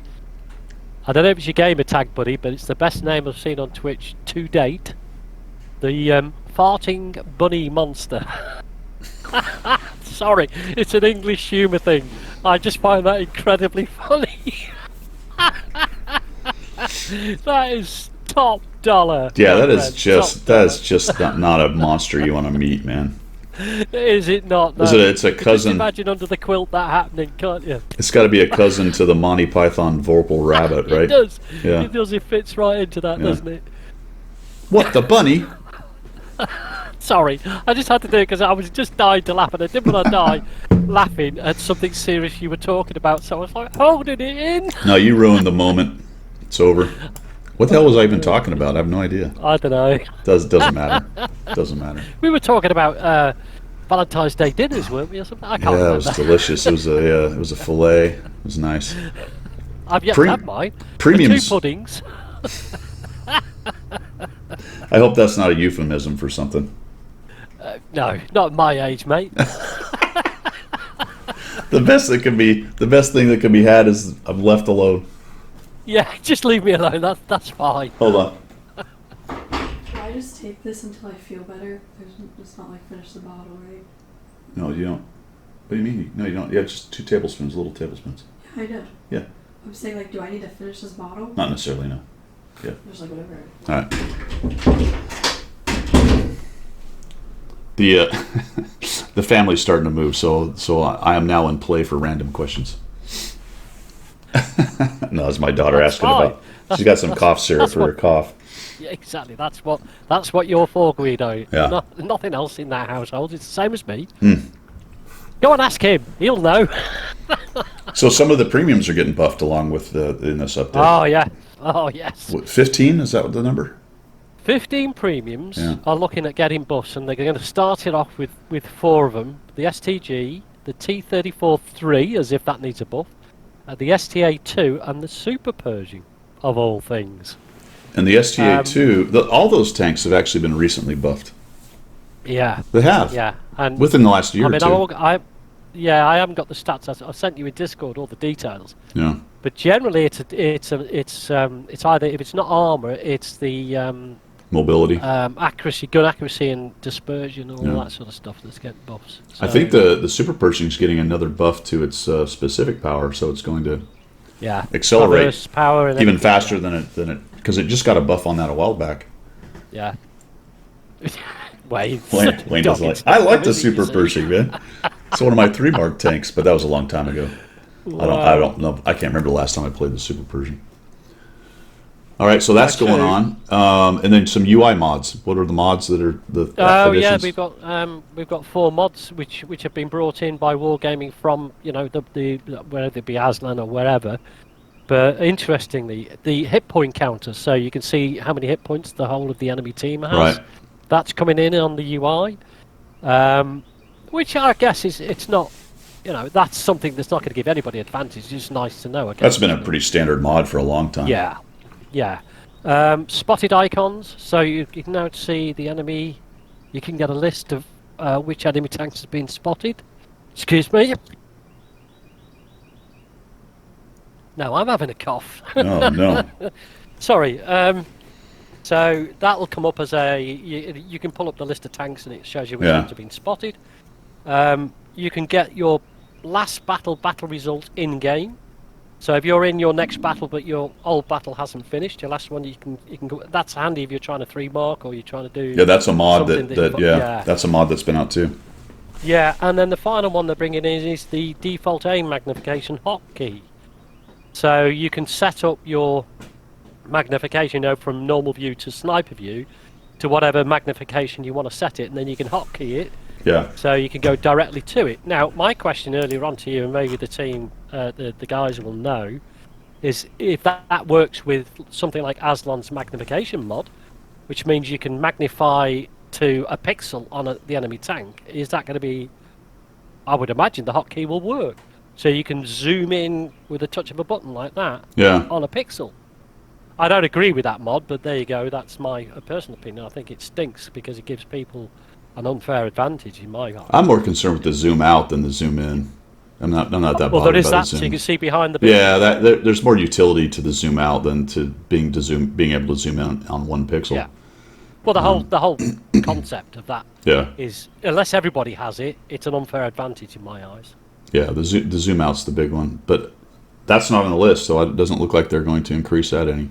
Okay. I wish they would increase the zoom out a little bit more. Not to space, but let people zoom out a little bit more, and then make zoom out mods illegal and get rid of them. So yeah, let's zoom out a little more so we can all kind of see a little bit better.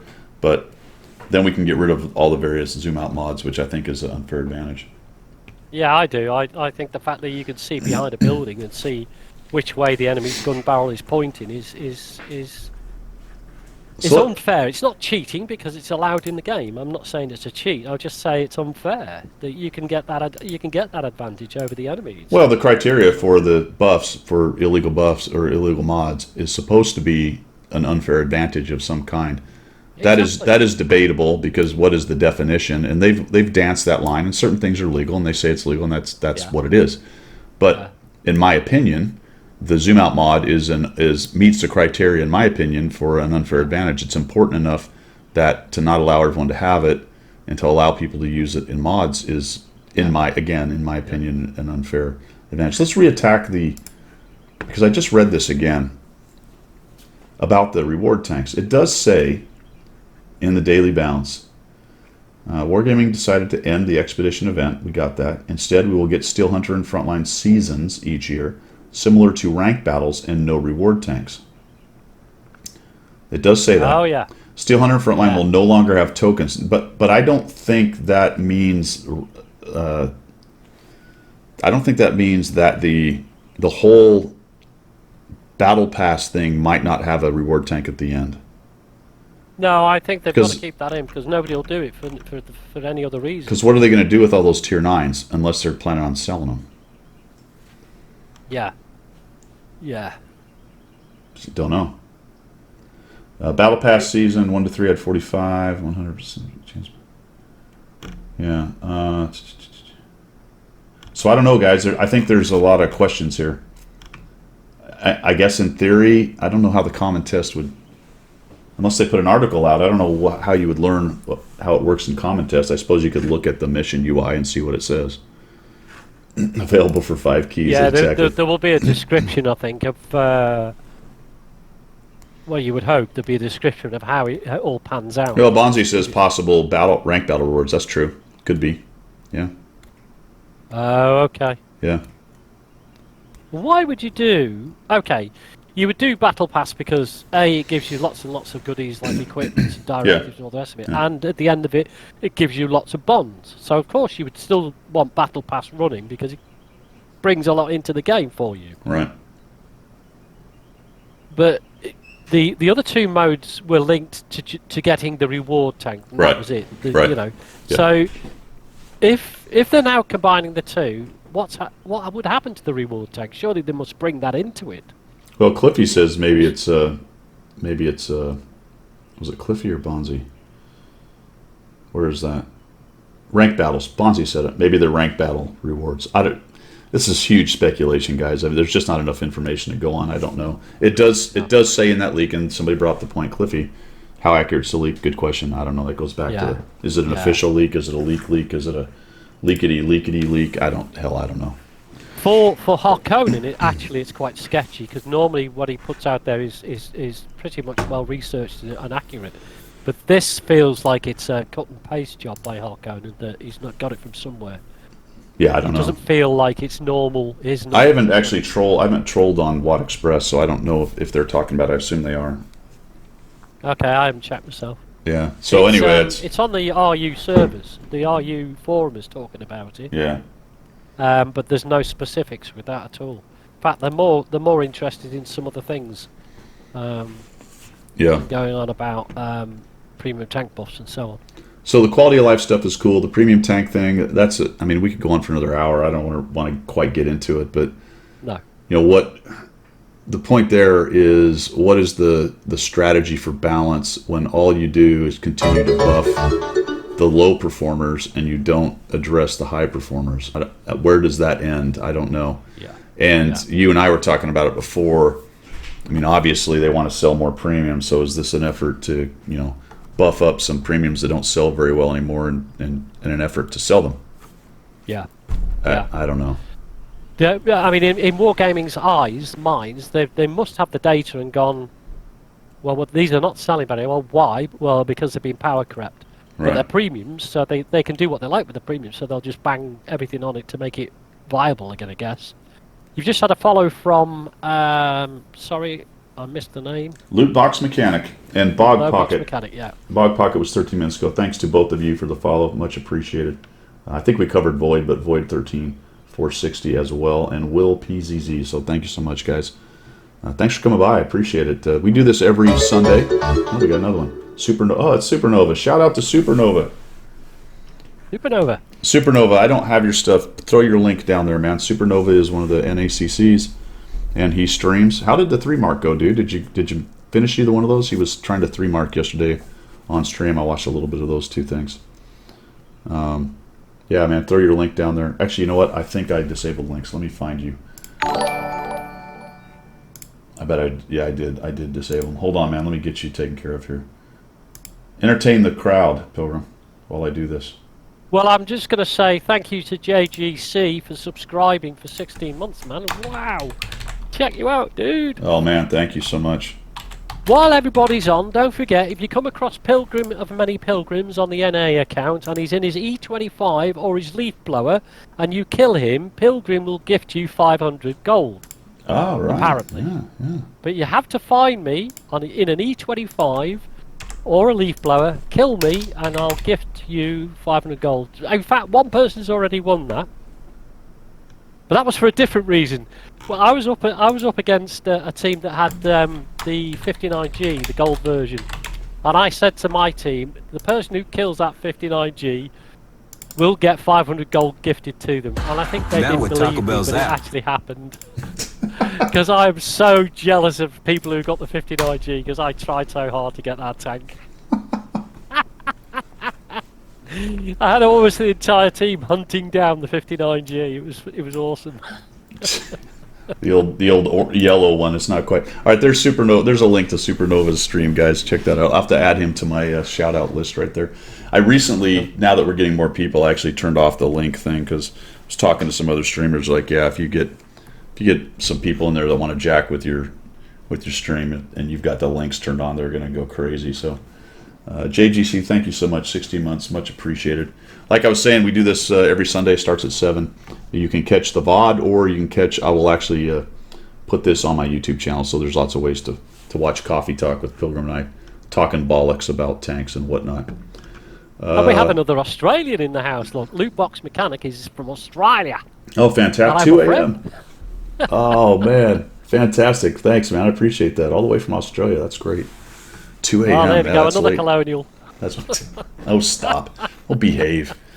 All right, guys. We've been at it for a couple hours, so I think we've kind of come to the end of our tether here. We got anything else we need to talk about? No, not really. Outhouse etiquette. Yeah, exactly. Blueprints. Look, see, Low Blow is now knocking around with Loot Box because 2 Australians together. But anyway, blueprints. Apparently, or part of the we missed this off, but apparently. Part of the 1.12 is to test whether blueprints can be used to buy directives and. Oh right, yeah. Okay. And I sort of got on my high horse and went, I'd much rather I could exchange national blueprints for the generic ones because I've got loads of national ones, but haven't got enough generic ones. Now, for somebody who's got 600 tanks, Guido, it probably doesn't impact you a great deal, but for us mere mortals, us peasants.